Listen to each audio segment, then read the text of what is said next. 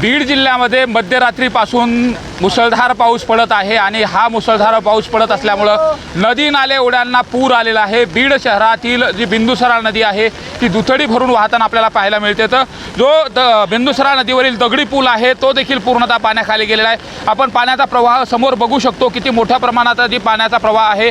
लाटा देखील या बिंदुसरा नदीमध्ये आपल्याला पाहायला मिळतात आणि बीड जिल्ह्यामधली मांजरा नदी असेल, त्याचबरोबर गोदावरी नदी, सिंदफणा नदी, सरस्वती नदी या ज्या लहान मोठ्या नद्या आहेत या सगळ्या नद्यांना अशी परिस्थिती पाहायला मिळते। आज बीडमध्ये हवामान विभागानं हाय अलर्ट दिला, रेड अलर्ट दिलेला आहे। त्यामुळे कुठल्याही नागरिकांनी नदी काठावरती जाऊ नये अशा पद्धतीचं आव्हान दिलं। तर दुसरीकडे जर बघितलं तर बीड शहरातील या दगडी पुलाच्या जवळ जी प्रवासी वाहतूक आहे ती थांबवण्यात आली। पोलीस प्रशासनातले जे कर्मचारी आहेत ते देखील या ठिकाणी दाखल झाले आहेत। पोलीस अधीक्षक नवनीत कावत यांनी देखील या ठिकाणी येऊन पूर परिस्थितीची पाहणी केलेली।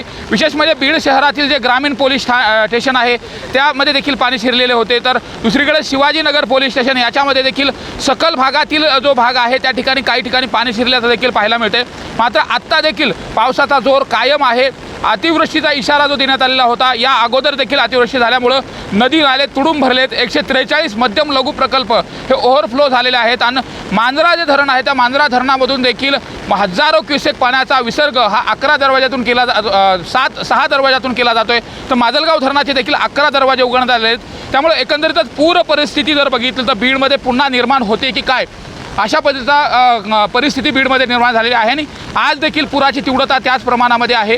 त्यामुळे 2 दिवसापूर्वी झालेली अतिवृष्टी, मध्यरात्री झालेला पाऊस आणि आज बरसत असलेला पाऊस यामुळे पूर परिस्थिती कशा पद्धतीची असेल आणि त्या अनुषंगाने प्रशासनानं आपत्ती व्यवस्थापन कक्ष देखील स्थापन केलेला आहे आणि त्या माध्यमातून नागरिकांच्या सुरक्षेच्या अनुषंगाने देखील प्रयत्न करताना आपल्याला पाहायला मिळतात। मात्र आज बीडमध्ये मोठ्या प्रमाणात पाऊस बरसत आहे।